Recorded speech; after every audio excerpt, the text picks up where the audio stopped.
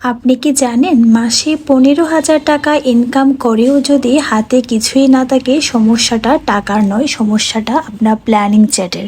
তাই আপনার প্ল্যানিং চ্যাটটা পরিবর্তন করুন।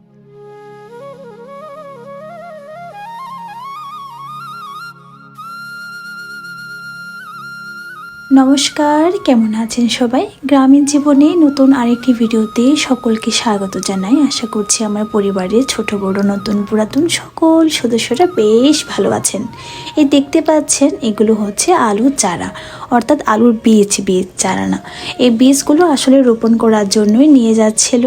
আর মা যেহেতু ইন্ডিয়াতে ছিল এতদিন, তাই আমাদের একটু কাল বিলম্ব হয়েছে বটে।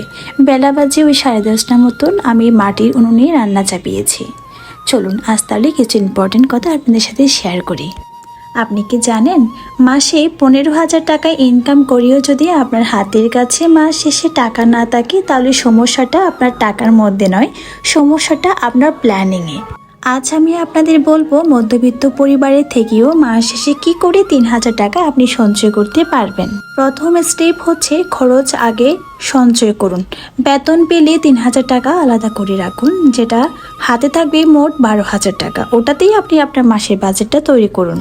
সেকেন্ড স্টেপ হচ্ছে খরচের লিস্ট করুন। ভাড়া, বাজার, বিদ্যুৎ বিল, নিজের অন্যান্য খরচ সমস্ত কিছু লিখে রাখুন। দেখবেন নিয়মের মধ্যে চললে অপ্রয়োজনীয় খরচগুলো আপনি বর্জন করতে পারবেন।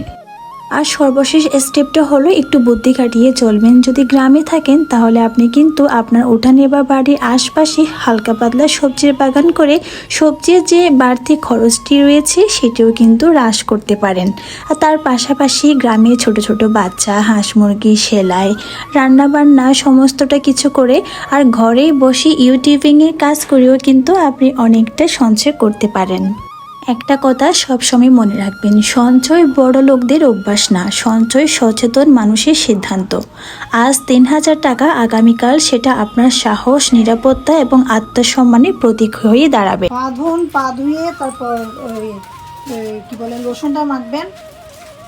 আপনি ওইদিকে কোথায় যাচ্ছেন?